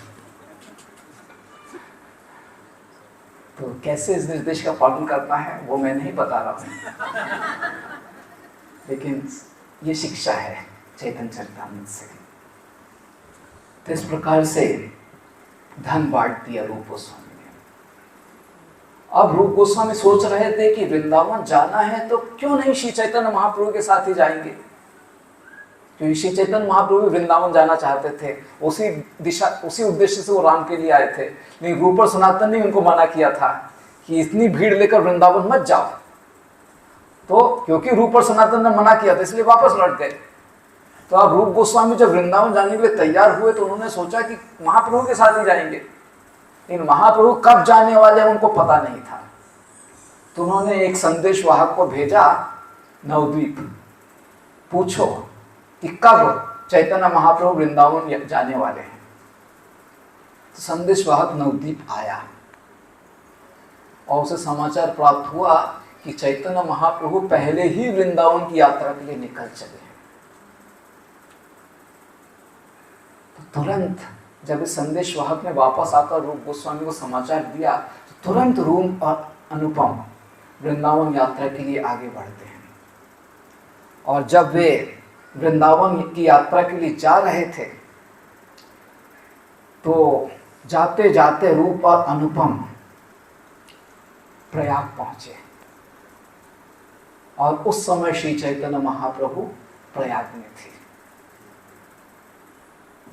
और हम लोग शायद कल जाने वाले थे प्रयाग, तो हम भी कल प्रयाग में जाएंगे, जहाँ पर रूप गोस्वामी दूसरी बार, प्रथम बार राम के लिए भेंट हुई थी और दूसरी बार प्रयाग में भेंट करते हैं। और दशाश्वमेध घाट में श्री चैतन्य महाप्रभु 10 दिनों तक रूप गोस्वामी को शिक्षाएं प्रदान करते हैं। तो आगे का वर्णन हम कल सुनेंगे प्रयाग में, ठीक है। तो कहने का तात्पर्य यहाँ था कि इस प्रकार से श्री रूप और अनुपम वे वृंदावन की यात्रा के लिए निकले थे। अभी सनातन गोस्वामी पीछे छूट गए, प्रधानमंत्री की भूमिका निभा रहे हैं, लेकिन क्योंकि रूप और अनुपम पहले से जा चुके थे तो अब सनातन गोस्वामी का मन नहीं लग रहा था। उनको प्रशासन कार्य अब बिल्कुल अच्छा नहीं लगता था और वे जल्दी जल्दी अपना प्रशासन कार्य समाप्त कर घर पर ही आकर वैष्णवों से भागवत कथा सुनते रहते थे। और कुछ समय के पश्चात तो सनातन गोस्वामी वे अपने प्रशासन कार्य के लिए जाते भी नहीं थे, बस घर पर ही रहते थे, दिन भर भागवत कथा सुनते रहते थे। और जब प्रशासन के अन्य अधिकारी पूछते थे कि साकार मल्लिक आप क्यों नहीं आ रहे हो, तो कहते थे कि बीमार हूं। तो इस प्रकार से बीमारी का बहाना बनाकर सनातन गोस्वामी बस दिन भर कृष्ण कथा ही सुन रहे थे। तो शिक्षा यहाँ प्राप्त होती है कि भक्ति करने के लिए कुछ इस प्रकार से बहाना बनाना पड़े तो चल जाता है, ठीक है। लेकिन हमारा उल्टा होता है, हम भक्ति को कम प्राथमिकता देते हैं और संसारिक कार्यों को अधिक प्राथमिकता देकर उनके बहाने बनाते रहते हैं, जिससे हम ठीक से भक्ति नहीं करते हैं। हमको पूछा जाएगा कि 16 माला हुआ नहीं, क्यों? ये संसारिक कार्य था। तो इस प्रकार से हमारा जीवन है। तो हम सनातन गोस्वामी के जीवन से सीख सकते हैं कि इस प्रकार से हमें अपने जीवन में भक्ति को प्राथमिकता देनी चाहिए। तो सनातन गोस्वामी का बिल्कुल भी मन नहीं लग रहा था और वे दिन भर बस अब कृष्ण कथा ही सुन रहे थे वैष्णवों से और अपने प्रशासन कार्य के लिए जाते नहीं थे। तो नवाब हुसैन शाह को बड़ी चिंता हुई, ऐसी कौन सी बीमारी हो गई सनातन को, ठीक नहीं होते हैं। तो उन्होंने अपने निजी वैद्य को भेजा सनातन के घर पर कि जाओ देखो साकार मल्लिक कितने बीमारों को ठीक करो। तो ये वैद्य जब घर पर आता है तो देखता है कि सनातन गोस्वामी तो बस शांति से बैठे कृष्ण कथा सुन रहे हैं, कोई बीमारी नहीं उनको। तो ये आकर सूचना दे देते नवाब हुसैन शाह को कि साकार मल्लिक बोलते तो हैं कि बीमार हैं, इन कोई बीमारी नहीं है, स्वस्थ है, कृष्ण कथा सुन रहे हैं। तो नवाब हुसैन शाह को अच्छा नहीं लगा। तो उन्होंने सोचा कि उनके बिना तो मेरा प्रशासन चलने वाला नहीं है। उन्होंने सोचा कि मैं खुद जाके उनको बुलाता हूं, आ जाएंगे। तो नवाब हुसैन शाह वे खुद सनातन गोस्वामी के घर पर आते हैं और उनसे निवेदन करते हैं कि साकार मल्लिक आप इस राज्य के प्रधानमंत्री हो, पहले ही आपके रूप, उनका नाम उस समय दाबीर खास था, दाबीर खास अपने प्रशासन कार्य को छोड़कर जा चुके हैं और अब आप भी घर पर बैठे हो, प्रशासन कार्य कैसे चलेगा? आप आइए और प्रशासन कार्य की जिम्मेदारी संभालिए। मैं आपको अपने भाई की तरह स्वीकार करता हूं और अपने राज्य का आधा हिस्सा मैंने आपको दे दिया, तो आपको निश्चित रूप से मेरी मदद करनी चाहिए। और इस समय मुझे उड़ीसा में उड़ीसा को जीतने के लिए जाना है, युद्ध के लिए जाना है, तो आप आइए और प्रशासन की जिम्मेदारी संभालिए। सनातन गोस्वामी ने कहा कि मैं अब प्रशासन का कार्य नहीं कर सकता हूँ, मैं प्रशासन से इस्तीफा चाहता हूँ। और आप राजा हो, भगवान आपके हृदय में हैं, आप जो भी सजा मुझे देना चाहे दे सकते हो, लेकिन मैं प्रशासन कार्य अब नहीं संभाल सकता। नवाब हुसैन शाह बहुत क्रोधित हो गए और उस क्रोधित अवस्था में वे अपने सिपाहियों को कहते हैं कि बंदी बना लो साकार मल्लिक को। तो रामकेली में जिस स्थान पर सनातन गोस्वामी को बंदी बनाया गया था वो कारागृह भी है। तो सनातन गोस्वामी को बंदी बना दिया गया, उनके पैरों में बड़ी बड़ी जंजीरें बांध दी गई। अब रूप गोस्वामी वे वृंदावन की यात्रा में थे, तो उन्होंने सनातन गोस्वामी को संदेश भेजा कि चैतन्य महाप्रभु वृंदावन जा चुके हैं और आप भी जल्दी आइए। तो उस समय साकार सनातन गोस्वामी जो कारागृह में बंद थे और वहां उनको ये समाचार प्राप्त हुआ कि चैतन्य महाप्रभु वृंदावन जा चुके हैं और आप भी जल्दी आइए। सनातन गोस्वामी बहुत अधिक आतुर हो चुके कि उन्हें जाना है, लेकिन कैसे जाएंगे, कारागृह में बंद हैं। तब सनातन गोस्वामी ने जो कारागृह का सुपरिटेंडेंट था उसको बहुत ही समझाने का प्रयास किया। कहा कि मुझे छोड़ दो, अगर आप मुझे छोड़ दोगे तो मैं यहां से सीधे मक्का जाऊंगा। तो ये जो सुपरिटेंडेंट था मुसलमान था। सनातन गोस्वामी ने सोचा कि मक्का का नाम लेंगे तो ये मान जाएगा, लेकिन वो डर रहा था कैसे छोड़ दो। तो उस समय सनातन गोस्वामी ने 7,000 सोने के सिक्के, रूप गोस्वामी 10,000 रखे थे, उसमें से 7,000 सोने के सिक्के लेकर इस सुपरिटेंडेंट के हाथ में सौंप दिया और कहा कि छोड़ दो। वो छोड़ना चाहता था कि डर रहा था।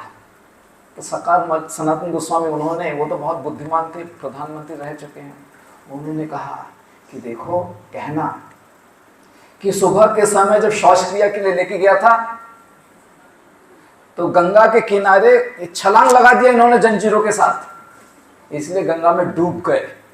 बोल देना ऐसा नवाब हुसैन शाह को, और फिर और सोने के सिक्के हाथ में दे दिए। 7,000 सोने के सिक्के बहुत होते हैं। तो ये सुपरिटेंडेंट ये पूरा पिघल गया, इसने ताला खोल दिया और जंजीरों के साथ सनातन गोस्वामी को लेकर गया और भाग गया। सनातन गोस्वामी भाग गए। तो इस प्रकार से सनातन गोस्वामी कारागृह से मुक्त हुए और सामान्य रास्ते से न जाकर वन के रास्ते से सनातन गोस्वामी भागे। तो जब सनातन गोस्वामी भाग रहे थे तो उनके एक सेवक थे ईशान, उनको इसके बारे में खबर मालूम पड़ी कि सनातन गोस्वामी अकेले जा रहे हैं। तो ईशान ने सोचा कि मुझे मदद करनी चाहिए, अकेले कैसे जाएंगे।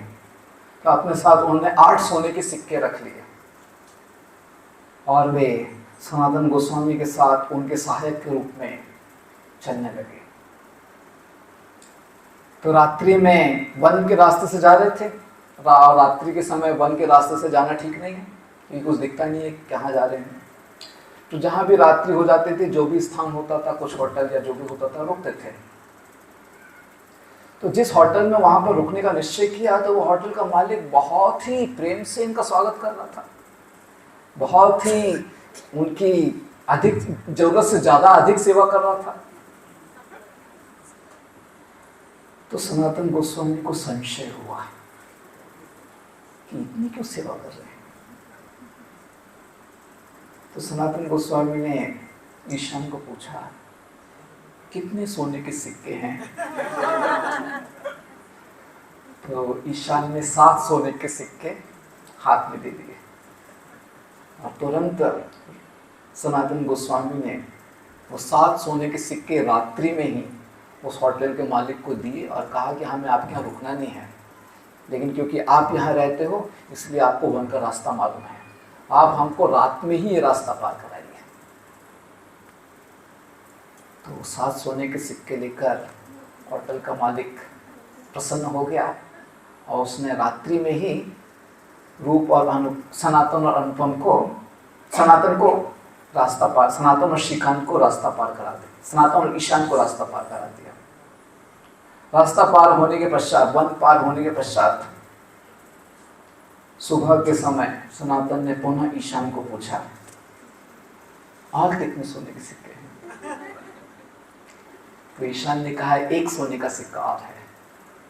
तो सनातन ने कहा ईशान को 1 सोने का सिक्का लेकर अब घर वापस जाओ। अर्थात सनातन समझ गए ये धन, ये हमारे जीवन में बाधा है।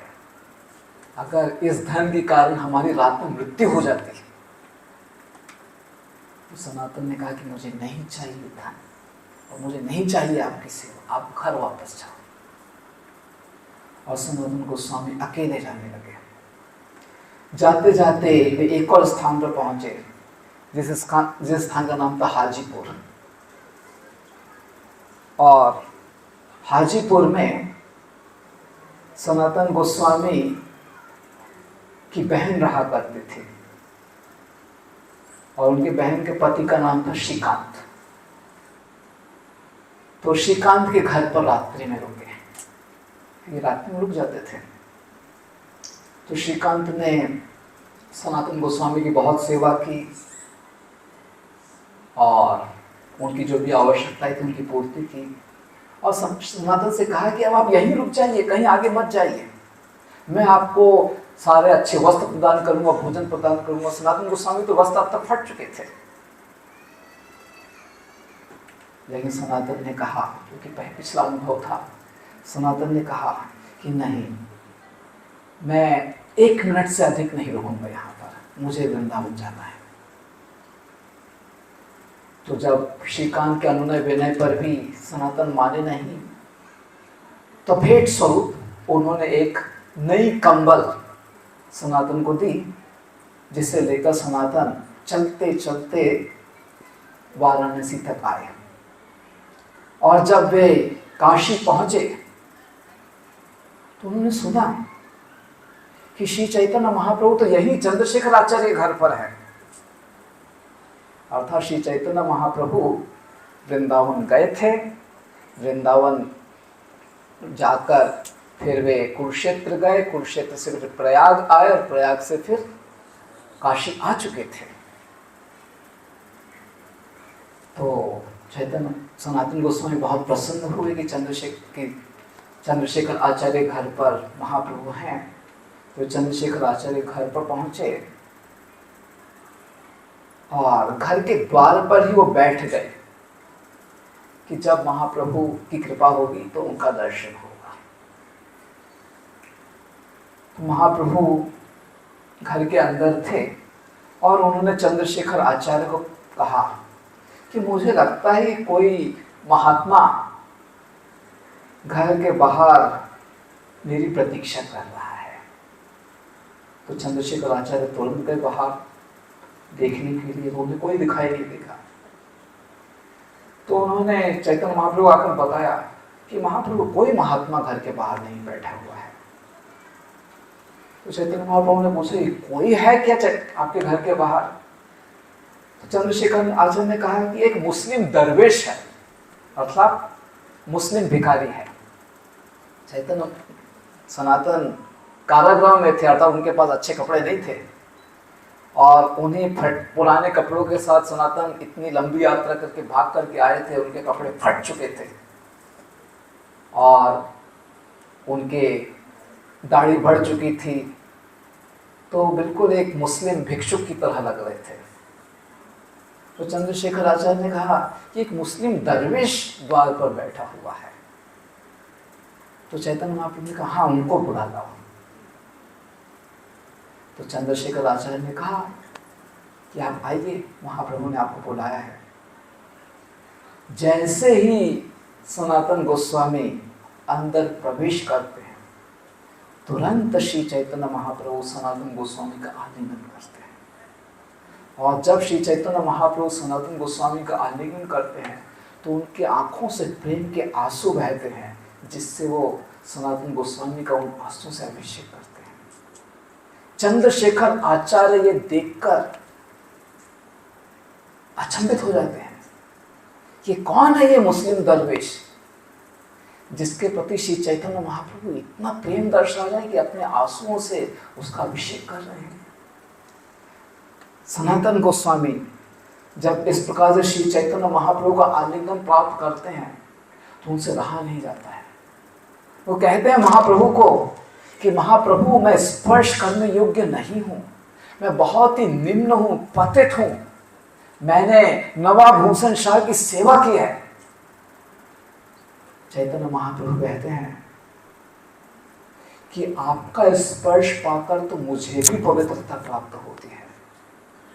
आपके जैसे महात्मा, आपके जैसे साधु जहां भी जाते हैं वो स्थल तीर्थ बन जाता है। भगवद विधा भागवता तीर्थ भूता स्वयं बुधो तीर्थी कुर्वन्ति तीर्थानि स्वान्तस्तेन गदादेवा। तो इस प्रकार से श्री चैतन्य महाप्रभु उक्ति देकर बताते हैं कि क्या स्थान है सनातन गोस्वामी का, जिनके हृदय में स्वयं भगवान निवास करते हैं और वे तीर्थ स्थल को दर्शाते हैं। तो इस प्रकार से श्री चैतन्य महाप्रभु सनातन गोस्वामी का आलिंगन कर कहते हैं, केवल आपका स्पर्श ही नहीं बल्कि आपके दर्शन मात्र से हमारा जीवन पवित्र होता है। और तब श्री चैतन्य महाप्रभु चंद्रशेखर आचार्य को निर्देश देते हैं कि सनातन के केश बहुत अधिक बढ़ चुके हैं, उनकी दाढ़ी बहुत अधिक बढ़ चुकी है, आप उनकी दाढ़ी साफ कर दो, उनका सर मुंडा दो, जिससे वो एक सभ्य वैष्णव की तरह प्रतीत हो। अर्थात श्री चैतन्य महाप्रभु लंबे केश पसंद नहीं किया करते थे और श्री प्रभुपाद जी भी अपने शिष्यों को उसी प्रकार का निर्देश देते हैं। तो श्री प्रभुपाद जी ने जब न्यूयॉर्क में प्रचार प्रसार शुरू किया तो उस समय सब उनके अनुयायी वैसा हिप्पी थे, अर्थात लंबे लंबे बाल थे। तो हिप्पी की प्रवृत्ति थी। तो एक शिष्य था श्री प्रभुपाद जी का, जो दीक्षा तो हो चुकी थी लेकिन उसके बाद उसने लंबे बाल करना शुरू कर दिया और वो श्री प्रभुपाद जी से मिलने आया। तो श्री प्रभुपाद जी ने पूछा कि हम वैष्णव हैं, वैष्णव इस प्रकार से लंबे केश धारण नहीं करते हैं। तो वो कहता है कि श्री चैतन्य महाप्रभु के भी लंबे केश थे।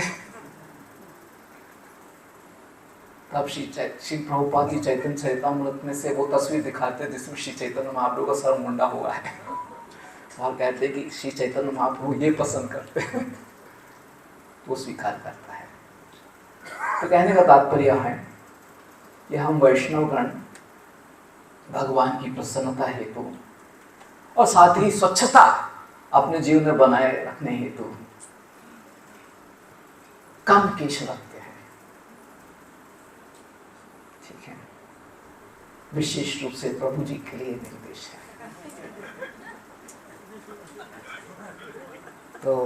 तो इस प्रकार से सनातन गोस्वामी ने चंद्रशेखर आचार्य को निर्देश दिया कि आप उनको स्वच्छ कर दीजिए। तो चंद्रशेखर आचार्य सनातन गोस्वामी को लेकर गए और उनके बाल काट दिए और फिर उनको नए वस्त्र भी प्रदान किए। तो सनातन गोस्वामी ने कहा कि नहीं नहीं, नए वस्त्र नहीं चाहिए मुझे तो आपका इस्तेमाल किया गया पुराना वस्त्र दे दीजिए जिसको आप प्रयोग नहीं करने वाले हो। मेरे लिए पुराने ही वस्त्र ठीक हैं। तो चंद्रशेखर आचार्य ने सनातन की प्रसन्नता के लिए उन्हें अपने पुराने वस्त्र दे दिए और सनातन उसे पहनकर श्री चैतन्य महाप्रभु के पास आए और पुनः श्री चैतन्य महाप्रभु ने सनातन का आलिंगन किया, उनके प्रति अपनी प्रसन्नता व्यक्त की और कहा कि सनातन, मैं तुम्हारी सरलता और भक्ति से बहुत अधिक प्रसन्न हूँ। और उस समय महाराष्ट्रीयन ब्राह्मण आते थे मिलने के लिए चंद्रशेखर आचार्य घर पर, तो देखा तो सनातन आए हुए हैं, तो उन्होंने सनातन को भी आमंत्रित किया, आप भी आइए मेरे घर पर प्रसाद लेने के लिए। तो सनातन ने कहा नहीं नहीं नहीं, मैं इस प्रकार से आमंत्रित भोज स्वीकार करने के लिए योग्य नहीं हूं, मैं तो घर घर जाकर भिक्षा स्वीकार करूंगा। और इस प्रकार से सनातन इस काशी क्षेत्र में अलग अलग लोगों के घर पर जाकर, ब्राह्मणों के घर पर जाकर भिक्षा याचना करते थे, मधुकरी करते थे। जिस प्रकार से मधुमक्खी अलग अलग फूलों में जाकर रस को इकट्ठा करती है, ठीक उसी प्रकार से सनातन गोस्वामी अलग अलग ब्राह्मणों के घर पर जाकर भिक्षा प्राप्त करते थे। और भिक्षा पका हुआ नहीं, पका हुआ भिक्षा नहीं, कच्चा अन्न। इस प्रकार से कच्चा जो भी अन्न था उसको स्वीकार किया करते थे और फिर खुद पकाकर उसे भगवान को अर्पित कर भोजन के रूप में खाया करते थे। तो इस प्रकार सनातन गोस्वामी का यहाँ पर जीवन था। तो श्रीकांत ने कंबल दी थी, नई कंबल, उस कंबल को धारण करके सनातन गोस्वामी घर घर जाया करते थे। और उस समय ठंडी का भी समय था। तो एक दिन चैतन्य महाप्रभु जब भी भिक्षा लेकर आते थे सनातन गोस्वामी, तो सबसे पहले चैतन्य महाप्रभु को भेंट दिया करते थे कि आज ये भिक्षा प्राप्त हुई है मुझे, क्योंकि शिष्य को अपने गुरु को भेंट देनी चाहिए जो भी भिक्षा है, ये शिष्य का कर्तव्य है। गुरु के निर्देश पर ही शिष्य भोजन कर सकता है। तो सनातन गोस्वामी एक अच्छे शिष्य की भांति जो भी भिक्षा प्राप्त होती थी चैतन्य महाप्रभु को भेंट दिया करते थे चंद्रशेखर आचार्य घर पर, और फिर उनकी अनुमति स्वीकार कर उस भोजन को पकाया करते थे। तो सनातन गोस्वामी ने अनुभव किया कि हर बार जब वो भिक्षा भेंट वस्तु देने के लिए आते थे चैतन्य महाप्रभु को, तो चैतन्य महाप्रभु बार बार उनकी कंबल को देखा करते थे। ये कथा मैंने आपको कल सुनाई थी। तो बार बार चैतन्य महाप्रभु उनकी कंबल को देखा करते थे। तो सनातन गोस्वामी को लगा कि शायद भगवान को मेरी कंबल पसंद नहीं है। तो फिर अगले दिन भिक्षा मांगने के लिए जाने से पहले वो सबसे पहले गंगा घाट पर गए और वहां पर देखा कि एक व्यक्ति वो अपनी कंबल साफ कर रहा था, जिसकी कंबल फटी थी, पुरानी थी। और सनातन गोस्वामी ने अपनी नई कंबल उसकी फटी पुरानी कंबल से बदल ली और वो फटी पुरानी कंबल ओढ़कर सनातन भिक्षा मांगने के लिए जाते हैं। और भिक्षा मांगकर पुनः जब वापस चंद्रशेखर आचार्य घर पर आते हैं तो उन्हें भेंट देते हैं। तो चैतन्य महाप्रभु पूछते हैं कि अरे आपकी कंबल कहाँ चली गई, आपके पास अच्छी नई कंबल थी। तो सनातन गोस्वामी बताते हैं कि आज मैं गंगा के घाट पर गया था और मैंने अपनी नई कंबल एक अन्य व्यक्ति को दे दी और उसकी पुरानी फटी कंबल मैंने स्वीकार कर ली। तो चैतन्य महाप्रभु पुनः सनातन गोस्वामी का आलिंगन करते कहते हैं, ये जो आपने आखिरी आसक्ति को अपने ऊपर ओढ़कर रखा हुआ था उसको भी आपने त्याग दिया, बहुत अच्छा है। तो इस प्रकार से सनातन गोस्वामी श्री चैतन्य महाप्रभु की प्रसन्नता के लिए अपना त्याग से भरा हुआ जीवन इस काशी क्षेत्र में दर्शा रहे थे। चैतन्य महाप्रभु कहते हैं सनातन गोस्वामी को, अब आपके जीवन की सारी आसक्तियां मिट चुकी हैं। सोच के तो देखो, आप नई कंबल लेकर घर घर जाते थे भिक्षा मांगने के लिए, ये शोभा नहीं देता है। लेकिन अब ठीक है कि आप फटी पुरानी कंबल है और आप लोगों के घर पर भिक्षा मांगने के लिए जा रहे हैं। तो इस प्रकार से चैतन्य महाप्रभु ने सनातन गोस्वामी की सराहना की। सनातन गोस्वामी चैतन्य महाप्रभु कहते हैं कि मैं तो बहुत ही पतित लोगों के संग में था, जिसके कारण मेरा भी जीवन बहुत ही भ्रष्ट और पतित हो चुका था, लेकिन आपकी कृपा से ही अब मेरा जीवन पवित्र हो रहा है और इस प्रकार से मुझे कृष्ण की कृपा प्राप्त हो रही है। इस प्रकार से सनातन गोस्वामी हर दिन भिक्षा मांगकर उस भिक्षा को श्री चैतन्य महाप्रभु को भेंट दिया करते थे। एक दिन सनातन गोस्वामी अपने दांतों में घास का तिनका लेकर वह अपनी आंखों में बहुत सारे आंसू धारण किए हुए वे श्री चैतन्य महाप्रभु के चरणों में दंडवत प्रणाम करते हैं और बहुत ही विनम्रता से, गंभीर हृदय से वे श्री चैतन्य महाप्रभु से निवेदन करते हैं कि मैं बहुत पतित हूं, निम्न हूं, मेरा जीवन पापमय है, मूर्ख हूं। अन्य लोग मुझे बड़ा विद्वान कहते हैं और मैं स्वीकार करता हूं कि मैं विद्वान हूं, और इस प्रकार से मैं अपनी मूर्खता दर्शाता हूं।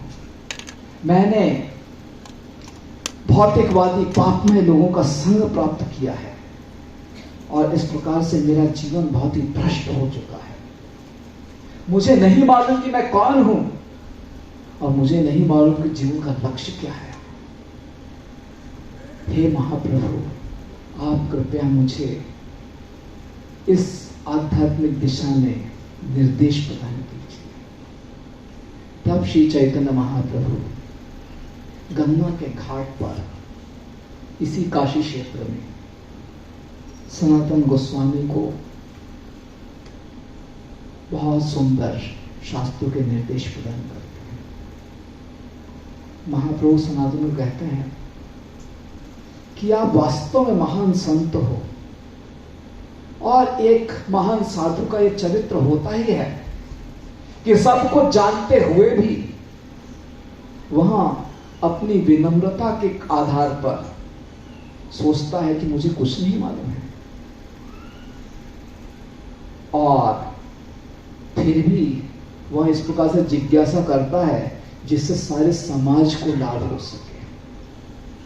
और तब श्री चैतन्य महाप्रभु सनातन गोस्वामी को शास्त्रों के उन सारे तथ्यों का संदेश देने लगे जो हम सब अलग अलग प्रवचनों में सुनते रहते हैं, अर्थात भगवान के अलग अलग अवतारों के बारे में, भगवान के विस्तारों के बारे में, भक्त किस प्रकार से अलग अलग रसों में भगवान की सेवा करते हैं, बद्ध जीव, मुक्त जीव, इस प्रकार से जो भी हम भगवत गीता, श्रीमद् भागवतम में श्री प्रभुपाद जी के तात्पर्य में अध्ययन करते हैं, वो सब श्री चैतन्य महाप्रभु ने 2 महीने तक यहाँ पर सनातन गोस्वामी को गंगा के घाट पर शिक्षाएं प्रदान की और बहुत ही श्रद्धा से, ध्यान से सनातन गोस्वामी वो सब सुना करते थे। तो श्री चैतन्य महाप्रभु ने भगवान की अनगिनत शक्तियां होती हैं जिनको 3 भागों में बांटा जाता है, अंतरंगा शक्ति, बहिरंगा शक्ति, तटस्था शक्ति, और किस प्रकार से जीवात्मा आध्यात्मिक जगत में निवास करता है, लेकिन इस संसारी मोहों में 3 गुणों के पाश में आकर वहाँ तटस्था शक्ति के रूप में इस संसार में बद्ध रहता है। इस प्रकार संपूर्ण जो भी शिक्षाएं हैं उसका वर्णन चैतन्य महाप्रभु ने गंगा के घाट पर सनातन गोस्वामी को अर्पित किया है। और तपन मिश्रा जी को बहुत रुचि थी, जिन्होंने पूर्व बंगाल में चैतन्य महाप्रभु से निवेदन किया था कि आप मुझे शास्त्रों के निर्देश प्रदान कीजिए। तो उस तपन मिश्रा की इच्छा को करीब 12 वर्षों के पश्चात काशी क्षेत्र में श्री चैतन्य महाप्रभु ने पूर्ण किया, जब चैतन्य महाप्रभु सनातन गोस्वामी की शिक्षा दे रहे थे और तपन मिश्रा भी साथ बैठकर सब कुछ सुन रहे थे। तो इस प्रकार से 2 महीने तक श्री चैतन्य महाप्रभु ने सनातन गोस्वामी को शिक्षाएं प्रदान की और कहा कि हम सबका जीवन का लक्ष्य उसी कृष्ण प्रेम को प्राप्त करना है, जिस कृष्ण प्रेम को आध्यात्मिक जगत में सारे प्रेमी भक्त दर्शाते हुए श्री कृष्ण की सेवा करते हैं। और उस प्रेम को प्राप्त करना ही मनुष्य जीवन का लक्ष्य है। वही संपत्ति प्राप्त करने का प्रयोजन इस मनुष्य जीवन में होना चाहिए। और उस भगवत प्रेम को प्राप्त करने के लिए जो सबसे अच्छा साधन है वह यही है कि हम अन्य भगवान के भक्तों का संग करें, उनकी सेवा करें, उनसे श्रवण करें और उनके साथ मिलजुल कर हरि नाम का कीर्तन करें। हरे कृष्णा कृष्णा कृष्णा हरे हरे, हरे राम राम राम हरे हरे। तो इस प्रकार से श्री चैतन्य महाप्रभु ने बहुत ही विस्तार से सनातन गोस्वामी को शिक्षाएं प्रदान की, जिन शिक्षाओं का भी वर्णन हम किसी और कक्षा में करेंगे जैसे हमें समय प्राप्त होता है। और चैतन्य महाप्रभु ने स्वयं सनातन गोस्वामी को अपना हाथ सनातन गोस्वामी के सर पर रखकर आशीष प्रदान किया और कहा कि जो भी शास्त्रीय शिक्षाएं हैं वो सब मैंने आपको प्रदान किया, और आप इन सारी शिक्षाओं को ग्रंथों में संकलित कर सारे समाज को प्रदान कीजिए। और इस प्रकार से इस काशी क्षेत्र में सनातन गोस्वामी को श्री चैतन्य महाप्रभु से वो सारी शक्ति प्राप्त हुई, वो सारी कृपा प्राप्त हुई, जिसके आधार पर सनातन गोस्वामी ने कई ग्रंथ लिखे, जिसमें से हरि भक्ति विलास, जो कि हमारे वैष्णव जीवन के लिए बहुत अधिक उपयोगी है, ऐसे ग्रंथ को भी सनातन गोस्वामी ने लिखा। तो इसके पश्चात चैतन्य महाप्रभु ने निश्चय किया कि वे अब काशी से विदा लेंगे और जगन्नाथपुरी जाएंगे। तब तपन मिश्रा, चंद्रशेखर आचार्य, महाराष्ट्रीयन ब्राह्मण रघुनाथ भट्ट, तपन मिश्रा का पुत्र सनातन गोस्वामी, वे सब बहुत दुखी हो गए। 2 महीने का इतना दुर्लभ संग प्राप्त किया था तपन मिश्रा ने 12 वर्षों के प्रतीक्षा के पश्चात। 12 वर्षों तक प्रतीक्षा की और अब 2 महीने का संग प्राप्त हुआ और जा रहे हैं चैतन्य महाप्रभु, उनसे रहा नहीं गया। नदियों की तरह सबकी आंखों में आंसू थे। वे निवेदन कर रहे थे महाप्रभु से रोकने का, लेकिन श्री चैतन्य महाप्रभु किसी भी स्थान पर इतने अधिक समय रुके नहीं थे। श्रीरंगम में 4 महीने रुके थे, वो भी क्योंकि मानसून का समय आ गया था, अन्यथा चैतन्य महाप्रभु वहां भी नहीं रुके। विशेष रूप से तपन मिश्रा और सनातन गोस्वामी को अपना संग प्रदान करने के लिए, और साथ ही ये जो काशी मायावादियों का गढ़ है, यहां पर हरिनाम संकीर्तन की बाढ़ बहाने के लिए श्री चैतन्य महाप्रभु 2 महीने तक रुके। तो अब महाप्रभु ने निश्चय किया कि वे जाना चाहते हैं। तो सभी भक्तगण बहुत रो रहे थे।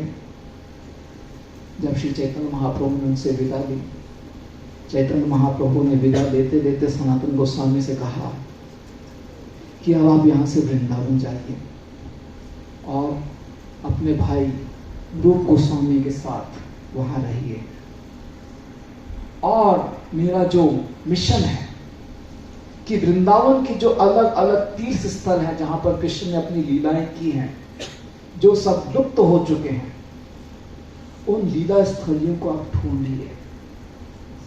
साथ ही उन स्थलों पर बहुत सुंदर मंदिरों का निर्माण कीजिए। और तीसरा निर्देश यहां दिया कि आप मेरी शिक्षाओं को ग्रंथों में लिखकर संपूर्ण समाज के लिए उसका प्रचार प्रसार कीजिए। और चौथा निर्देश कि एक वैष्णव जिसको अपने जीवन में भौतिकता को अधिक स्थान नहीं देना चाहिए, उसको वैराग्य का जीवन जीना चाहिए। तो किस प्रकार से एक वैष्णव वैराग्य को धारण करते हुए अपना जीवन व्यतीत करता है, किस प्रकार से एक वैष्णव आचरण का पालन करता है, वैष्णव गुणों को अपने जीवन में प्रस्तुत करता है, इनको अपने जीवन में आप सभी दर्शाइए और इसके बारे में भी ग्रंथ लिखिए। तो इस प्रकार से ये 4 निर्देश चैतन्य महाप्रभु ने सनातन गोस्वामी को काशी से विदा लेते हुए प्रदान किए। और फिर श्री चैतन्य महाप्रभु सब वैष्णव से विदा लेकर झारखंड वन से होते हुए पुनः जगन्नाथपुरी लौट जाते हैं। तो इस प्रकार से यह श्री चैतन्य महाप्रभु काशी में जब रहे तो रूप और सनातन से मिलते हैं, उसके बारे में मैंने आपके समक्ष वर्णन किया। रघुनाथ भट्ट गोस्वामी जिनका जन्म यहाँ पर हुआ और किस प्रकार से चैतन्य महाप्रभु ने रघुनाथ भट्ट गोस्वामी को अपनी कृपा प्रदान की, इसका भी वर्णन सुना। साथ ही गंगा की क्या महिमा है, काशी विश्वनाथ की क्या महिमा है, यह सब आज हमने विस्तार से सुना। और अब मेरा समय समाप्त हो चुका है, विराम देना है। तो अभी आप सबके लिए आगे कोई अनाउंसमेंट है क्या? हाँ,